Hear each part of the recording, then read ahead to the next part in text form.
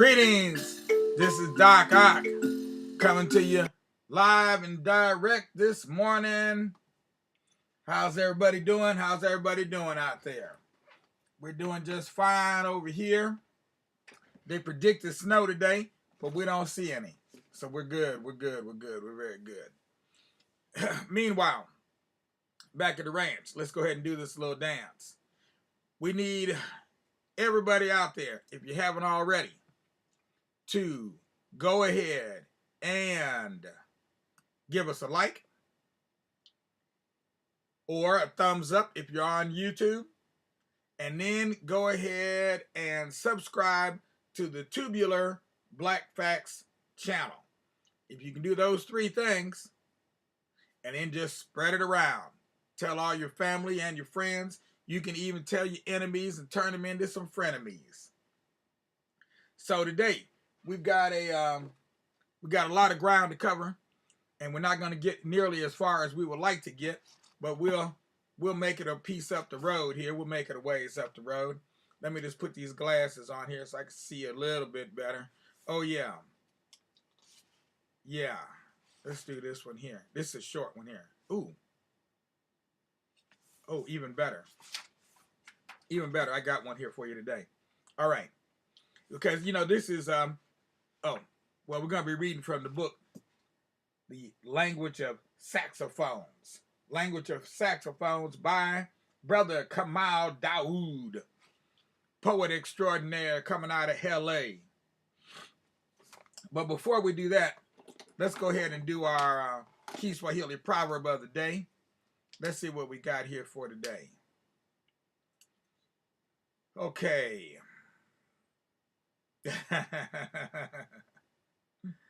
All right, here we go here. Kumwaga mchele mbele ya kuku.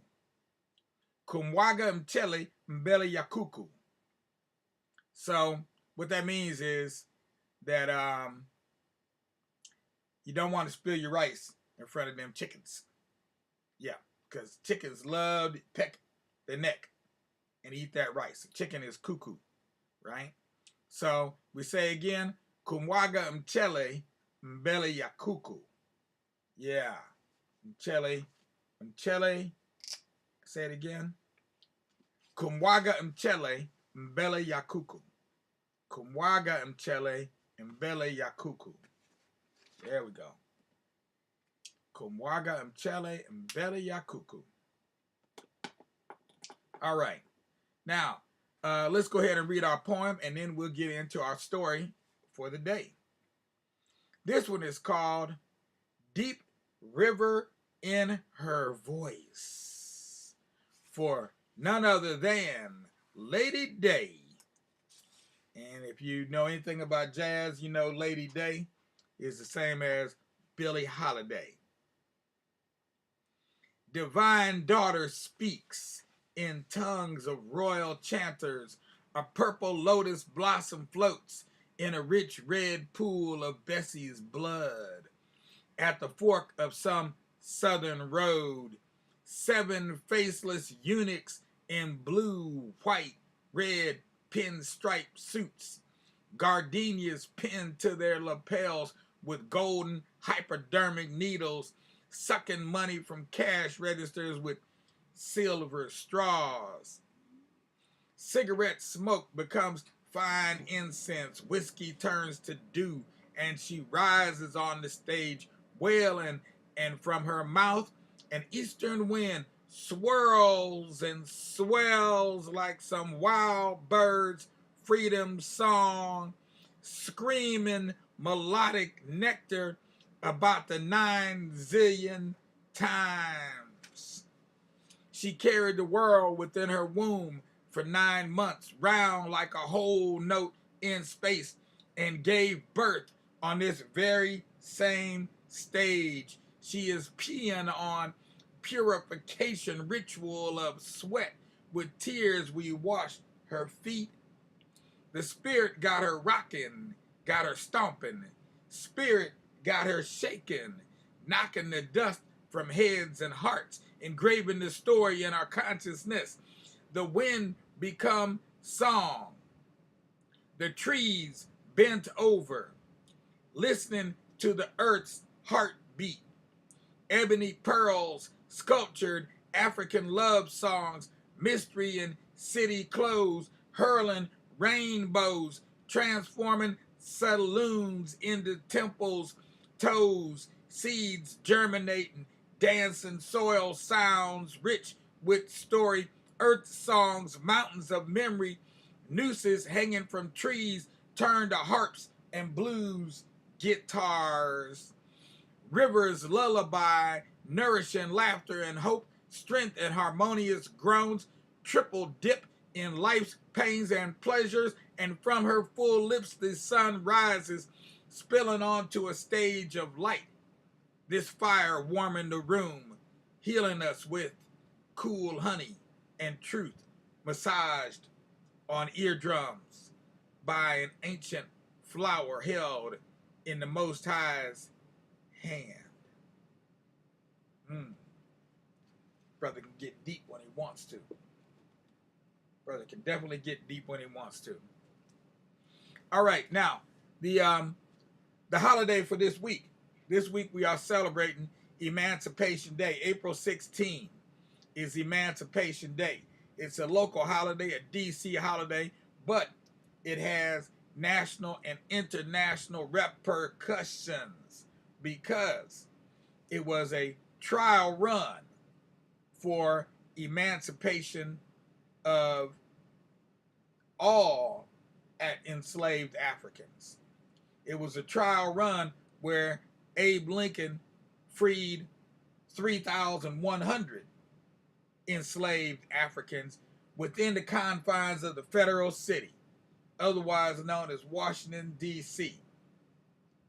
But when he did it, I said this is where we ended yesterday, but when he did it, it was called a compensated emancipation. Now, what just does that mean? Because you never heard that before, I'm quite sure. A compensated emancipation means that the slave owners got reparations. Niggas got nothing. Slave owners got reparations. Now, if that don't sound like the criminal running away with the loot while the security guard loses their job, then you must not have heard me right. But that's exactly what happened. And the model for that, because this happened in 1862, the model for that actually came out of England, because in England they had just done the same thing, about 50 years hence or prior, 1808. They abolished slavery, but they only abolished it, they abolished the slave trade first, and then they abolished slavery. I think that was 1838 or so, so before the U.S. But when they did, again, it was a compensated emancipation, and the slave owners got reparations. So when you hear people tell you that reparations doesn't make sense, what you gonna do with the money? What did the slave owner do with the money? Ask that question. What did the slave owners do with the money when they got compensated? And quiet as it's kept, something very similar happened at the end of the Civil War. So pay attention. History goes round in circles. That's right. It goes around, it comes around, and then it comes back around again and hits you right upside the back of your head. So this time we're going to, for the next few days, we're going to be reading from this book, and then we got a weekend special already set up for y'all. Okay, got a weekend special set up. And that one will go more into Emancipation Day itself. But we're going to read this story about Passenger on the Pearl, about two young ladies that tried to escape from slavery out of the D.C., Maryland, Virginia area, trying to escape from the DMV. Some of y'all may be over there right now in the DMV trying to figure out how you can escape. This page-turning, heart-wrenching, true story of one young woman willing to risk her safety and even her life for a chance at freedom in the largest slave escape attempt in American history. Oh, I didn't know it was all that. In 1848, 13-year-old Emily Edmondson, 5 of her siblings, and 70 other enslaved people boarded the Pearl under cover of night in Washington, D.C. That's right, the nation's capital was none but a slave market. And where was the big house? Y'all already know. I ain't got to say. Under cover of night in Washington, D.C., hoping to sail north to freedom. Within a day, the schooner was captured and the Edmondsons were sent to New Orleans. They were sent down that river to be sold into even crueler conditions. Passenger on the Pearl is the story of this thwarted escape, of the ramifications of its attempt, and of a family for whom freedom was the ultimate goal. So then they just talk about the narrative and da-da-da-da-da and so on and so forth. Okay? But I wanted to give you that little nugget. Okay? A little introduction to what it is that we're reading about. This is the true story of Emily Edmondson's Flight from Slavery. Published 2015. So not that long ago, 6 years. All right, and obviously, definitely, we're not going to be able to read this whole book in the amount of time that we have, but we'll get as far as we can. And the book starts off with a quote. No man can tell the intense agony which is felt by the slave when wavering on the point of making his escape. All that he has is at stake, and even that which he has not is at stake also. The life which he has may be lost, and the liberty which he seeks may not be gained. And this is from a quote from Frederick Douglass from the book My Bondage and My Freedom. I'm sure that's one of his autobiographies, because I believe he wrote more than one. Chapter 1, A Mother's Sorrow. When Amelia Culver met Paul Edmondson, she had no intention of ever marrying. Millie, as she was known, enjoyed spending time with Paul at church on Sundays. And the more she learned about him, the more she cared for him. But she did not want to be his wife. Didn't want to do that. She realized that she had fallen in love, but she was not concerned about love. She said, what's love got to do with it? Millie knew the truth. She was enslaved. And in Montgomery County, Maryland, in the early 19th century, her future did not belong to her. At the time, Paul was enslaved on a nearby farm. They would not be able to live together as man and wife because they had different owners. But if they married, Millie and Paul would be able to see each other from time to time. Any children they might have would be born into bondage, owned by Millie's master. Millie understood that the joy of marriage and family would end in heartbreak when her children, her babies, grew old enough to be torn away from her to work or to be sold in the slave market. Despite what seemed like inevitable sadness, Paul asked Millie to marry him. She turned him down. Millie longed for love and family, but still more, she longed for liberty. I loved Paul very much, Millie said, but I thought it wasn't right to bring children into the world to be slaves. Millie's family and others at Asbury in D.C. urged her to reconsider Paul's offer, arguing that Paul was a good man and it was her Christian duty to marry and have children. Paul proposed again, and this time she accepted. This child isn't ours, quote unquote. As Millie had predicted, the painful realities of love within slavery soon followed. Well, Paul and me, we was married, and we was happy enough, Millie said. But when our first child was born, I says to him, there it is. Our troubles is begun. This child ain't ours. Oh, Paul, says I, what a thing it is to have children that ain't ours. Paul, he says to me, Millie, my dear, if they be God's children, it ain't so much matter whether they be ours or no. They may be heirs of the kingdom. Millie tried to find peace in his words, but she still worried. In the early years of her marriage, Millie and her young children lived with her mistress, Rebecca Culver, and Culver's married sister in Colesville, Maryland. It was not uncommon for an enslaved person to be freed when its owner died. And in 1821, Paul's owner freed him in her will.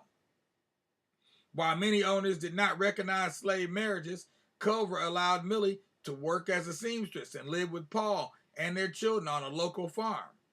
Millie and Paul continued to have children, increasing Culver's wealth significantly. I had mostly sewing, Millie said, sometimes a shirt to make in a day. It was coarse, like, or a pair of sheets or some such. But whatever it was, I always got it done. Then I had all my housework and babies to take care of, and many's a time after 10 o'clock, I took my children's clothes and washed them all out and ironed them late in the night because I could never bear to see my children dirty. I always wanted to see them sweet and clean. I brought them up and taught them the very best ways I was able. Culver was mentally challenged, and she was never able to manage her finances on her own. In 1827, Culver's brother petitioned the court in Montgomery County to have her ruled legally incompetent. The judge agreed and named her brother-in-law, Francis Valdenar, as guardian of her business affairs, which included oversight of Millie and her children. By the mid-1830s, Millie had given birth to 14 children, 8 girls and 6 boys. She lived in constant fear that they would be taken from her. I never seen a white man come on to the place that I didn't think, there, now he's coming to look at my children, Millie said. And when I saw any white man going by, I've called in my children and hit him for fear he'd see them and want to buy them. In time, Millie's fears were realized, as was common practice at the time. When any of her children reached age 12 or 13, he or she was taken from home and hired out to families in the Washington, D.C. area to live and work as domestic slaves. Their wages were sent back home to Culver, who depended on this income. Heartbroken, Millie begged her girls not to marry until they were free, so that they would not become mothers of children born into slavery. She said, now girls, don't you never come to the sorrows that I have. Don't you never marry till you get your liberty. Don't you marry to be mothers to children that ain't yourn. Each of the Edmondson children, both the boys and the girls, shared their mother's belief that aside from their duty to God, nothing was more important than freedom. An uncertain future. Over the years, Valdenar had allowed the 5 oldest Edmondson sisters, Elizabeth, Martha, Eveline, Henrietta, and Eliza, to buy their freedom. They raised the money by taking on extra work and keeping a portion of their earnings, or by accepting money from family and friends. By 1848, Culver was in poor health, and she faced growing debts. 6 of the Edmondson children were hired out at the time. There were no plans for their imminent sale, but the siblings realized that their futures were far from secure. Slave owners prized the Edmondson children for their honesty, intelligence, and morality. Slave dealers prized them because they could demand a high price on the auction block. Would Valdenar sell one or more of them to pay Culver's expenses? If they were sold, they could end up in fine homes, working as domestics and butlers, Or they could end up in the lower South working a field, or worse yet, as fancy girls in the New Orleans sex trade. The two hired out Edmondson sisters, Mary and Emily, had pale complexions and fine features, which meant they could fetch a high price in that southern fancy girl market.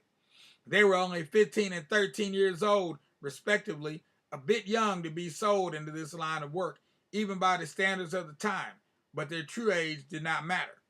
In such circumstances, slave traders were known to falsify documents and add a year or more to the reported age of the young female slaves. All the enslaved Edmondson children had discussed with their parents the possibility of running away.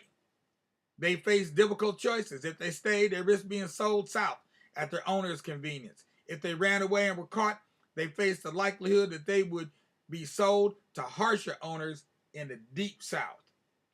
While she had not experienced such hardships herself, Emily had seen coffles of slaves shuffling down the streets of the city, men and women walking with shackles around their ankles and handcuffs on their wrists, paired together and linked by long metal chains. These human herds were driven like cattle or swine right down Pennsylvania Avenue and the streets of Washington, D.C., chained together so that they could not flee while being moved from one place to another. Most coffles were bound for the deep South to labor as field slaves on cotton and sugar plantations. Field slaves performed back-breaking work from sunrise to sunset, often under the watchful eye of an overseer with a bullwhip. House slaves spent their days cooking and cleaning and watching children. The only option Emily and her enslaved brothers and sisters saw to ensure their freedom and safety was to flee and to pray that they could avoid getting caught. When the Edmondson family learned of a bold escape planned for a spring night in April, they decided, hey, it's time to take a chance. A lifetime of freedom was worth the risk of capture, they reasoned. And so it is. And so it is. And we'll leave off right there, and we'll pick this black up tomorrow. Meanwhile, look for us tonight, because we'll be continuing on with the story of Ona Judge, another enslaved African woman just outside of D.C. who escapes the clutches of George and Martha Washington. And we're getting to the good part of her story. We're just starting out off with the story of Emily and her sister. I think her name is Molly. I can't remember the sister's name. Emily and what was the sister's name? Oh, I can't remember her sister's name now. But there's two of them, though. These two sisters that this story of the Pearl is mainly about. And so I'm reading this particular story because it relates to this Emancipation Day.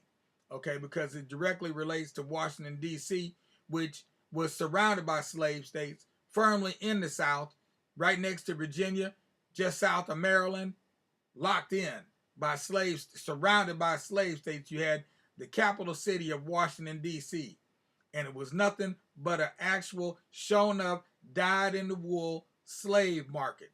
And we should always remember, that's what D.C. really is. And when you look at the White House, you really are looking at the plantation big house, straight up. It's just ain't no diggity, no doubt. You hear them saying they would have to mark these couples marching right down Pennsylvania Avenue. Where were they going to? Because the government hired plenty of slaves to build the Capitol and everything else. We ain't even got into that story. That's a whole different story. But meanwhile, join us tonight at 9. We'll continue the story of Ona Judge. We're getting close to the to her escape. She's just planning it right now. And we should be able to finish this book before the end of the month. The story Never Caught, the story of Ona Judge. So that'll be like one of the first books that we actually complete in this using this format. So meanwhile, we hope you all have a good day and keep a big smile on your face and a song in your heart. This is Doc Ock signing off. Don't forget, give us a like, a thumbs up, and subscribe to the Tubular Black Facts channel. Peace out now.